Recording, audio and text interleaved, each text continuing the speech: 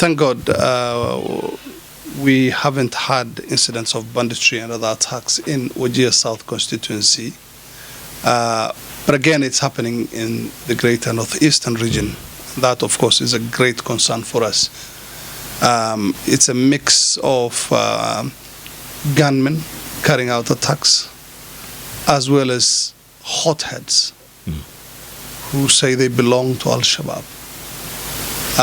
Some of them trained in Somalia, most of them homegrown elements recruited from Kenya and then infused back into Kenya, eased back into the country over time.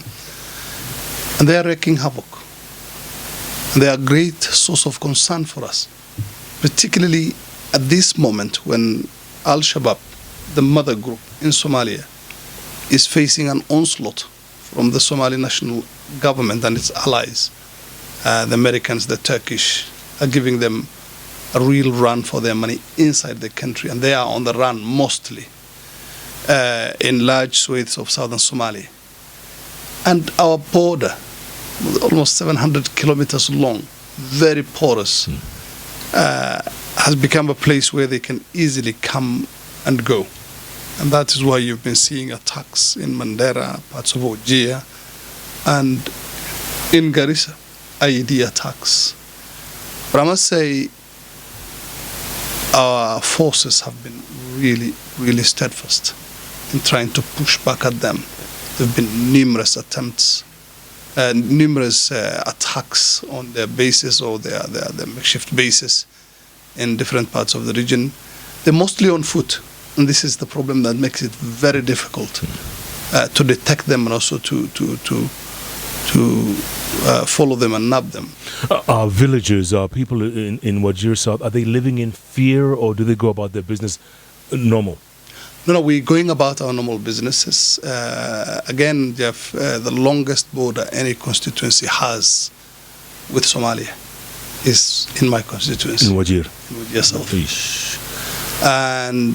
But we've had cross-border dialogue between the two communities. And luckily, when the British drew the line that divided Kenya and Somalia, it so happened that a cousin found themselves on this side of the border, while another cousin found themselves on the other side of the border.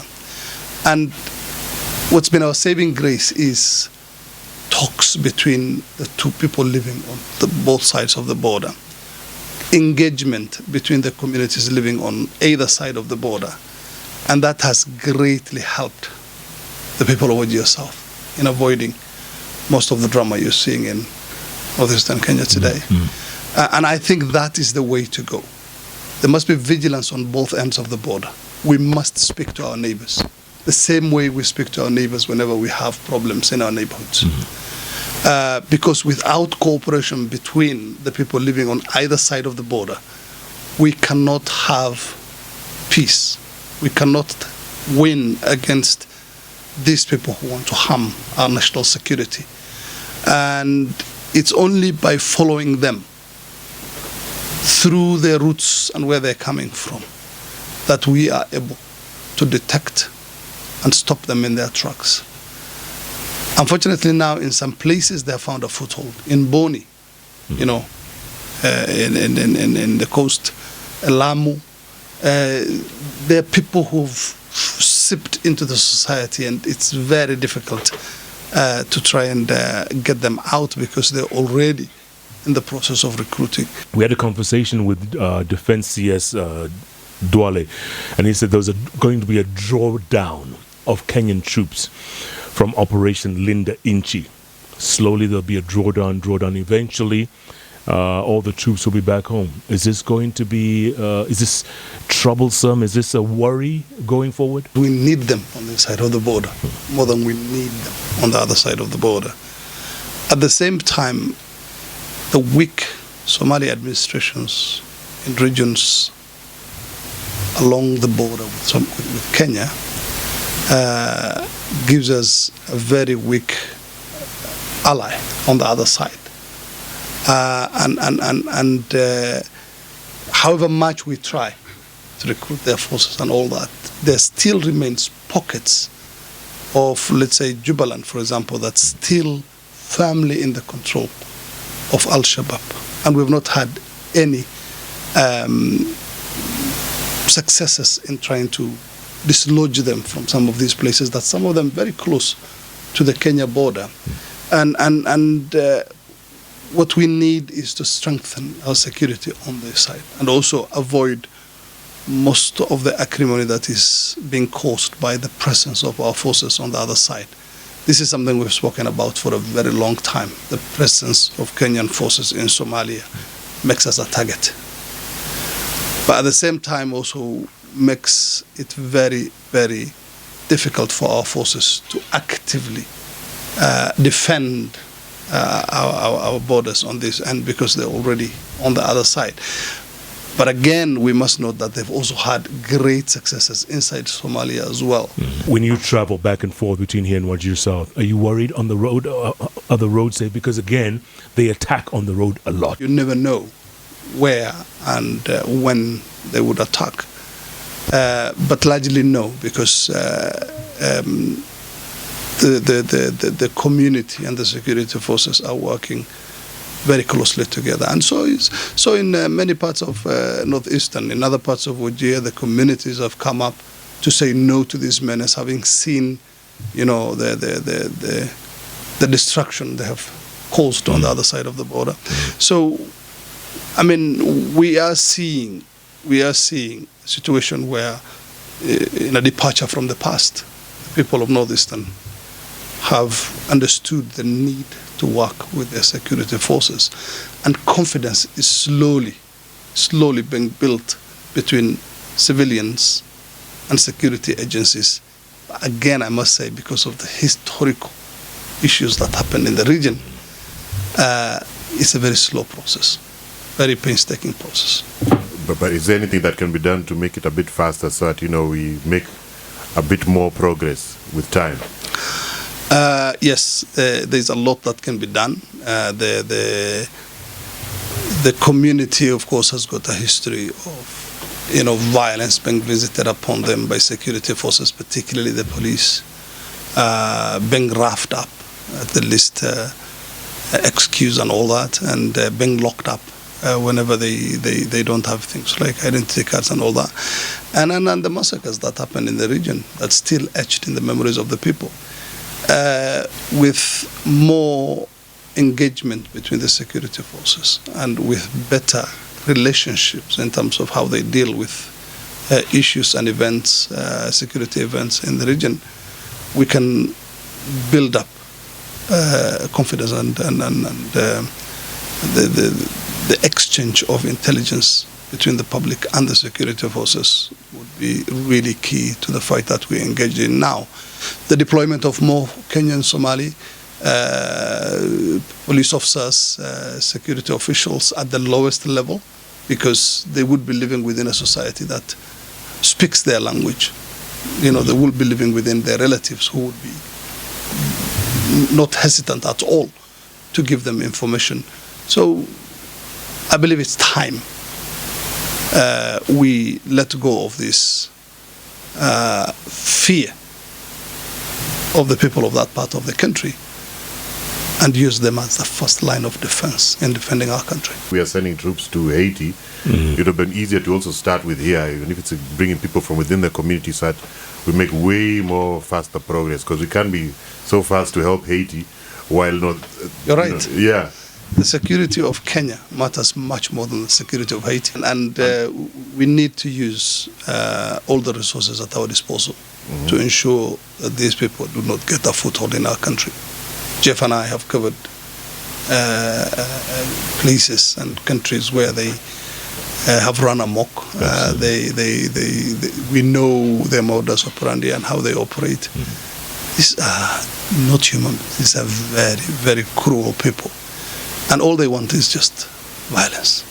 That's all they care about. Yeah. That's, for them, violence is an end unto itself. And Boko Haram, and you've seen how they've been carrying out pillage and plunder in northern Nigeria. Correct. and other parts of Nigeria as well, carrying out attacks, ransacking villages, killing people in their hundreds. This is exactly what they want to do here. And we're not giving them the opportunity now, but if we slacken any little, then they will have their way, and that is not an option for us. Is there someone, like in politics, that side who benefits from that chaos? Because I don't understand why someone's main goal can just be chaos. When they come to the villages, do they plant the resources? It's just how they operate. No, this is not, Jeshi Lamze or, all these other thuggery that we've seen in some places. No, this is unknown territory. And yes, over the years, Al-Shabab has metamorphosed from a gung-ho jihadist organization that says, yes, we want to establish an Islamic caliphate across the globe. I mean, that was the initial dream, if you can call it that way. Over the years, it has metamorphosed, slowly into something else, which the nearest thing I can now use to describe is a money-making organization. So there's a lot of money being made from this, and that's why people are very keen to replicate what they have seen on the other side of the border in our country. There is the zakat, what they call the zakat, and spoiling a very good word, which is charity. It's not charity at all. Tossing fines on, putting fines on pastoralists driving their camels, taking away their camels in the name of, you're contributing to what they're calling the struggle, and protection money, on places as far away as possible from the border, calling people and telling them, hey, we want you to pay zakat, we want you to pay, your fines, basically. More or less protection money, instilling the fear into people so that they, cough up money. And that is how they've been planning and financing their campaign of violence. When you talk to your constituents, do they still feel in 2024 that Wajir Apasi Kenya ni huko? Devolution has not brought about much for the people of northeastern Kenya, to be honest with you. Yes, you would see a number of structures, particularly in the urban areas, in the name of development. But when you look at the initial idea of devolution and how it was supposed to be, no, we haven't benefited as much because of massive corruption. And we are the 11th or 12th year mark right now, and yes, there are some places where you will see some things have improved here and there, but largely, most of the money is being used for the recurrent expenditure. Most of these people who came to power in the beginning years of devolution and even later turned the counties into recruitment centers for their relatives. And that's where most of the money is going. What have you done for your people so that you set a good example? I've encouraged people to take up farming. And today we have model farms in my constituency which are producing fruits and vegetables, not just for the markets of my constituency, but beyond. I've seen in the past weeks lorries being loaded with fruits and vegetables from my constituency being taken to places like the refugee camps where 300,000 people at the very least live and are net importers of everything they eat. We've seen vehicles leaving for markets in Garissa. We've seen vehicles laden with fruits and vegetables leaving for Wajir, the markets in Wajir town. And I believe if we replicate that across the constituency, the other parts of the region, what also I have been doing is try to make a dent at the massive shortage of teachers in the region by using the national government Constituency Development Fund for Wajir South to give scholarships to people who are willing to pursue teaching, because we did not have many people willing to pursue teaching in the beginning. But now we're getting At least we have about more than 350 teacher trainees from Wajir South alone, pursuing teaching and at different levels. This is one of the first things I did when I was elected.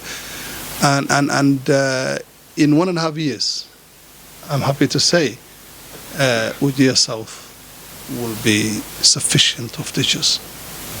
We will have local teachers in classrooms in different parts of a constituency that did not have more than 300 teachers, which doesn't have more than 300 as we speak. Yeah. And where you would see schools with 8 classes and sometimes double streams with 1 or 2 teachers. That's how bad things were. Other things we're doing is providing water for the people. We've managed to use the vast resource that is the Marti Aquifer, which is an underground sea of water, fresh water, which passes through my constituency, comes all the way from Isiolo, Garissa, Wajir, and then crosses over into Somalia. This is a resource given to us by God, and we must be able to use. So we are drilling boreholes, giving people who did not have water, some of them for 60 years. 60 years. You can imagine a community that did not have water since independence. We've drilled boreholes in places like that. And people are not just having the water for their own domestic use, but also using it for irrigation. Mm-hmm. And that is what is assisting in slowly turning the people from dependent on pastoralism and nomadism to transition through to agro-pastoralism, which I believe is where they will find more solace and more peace.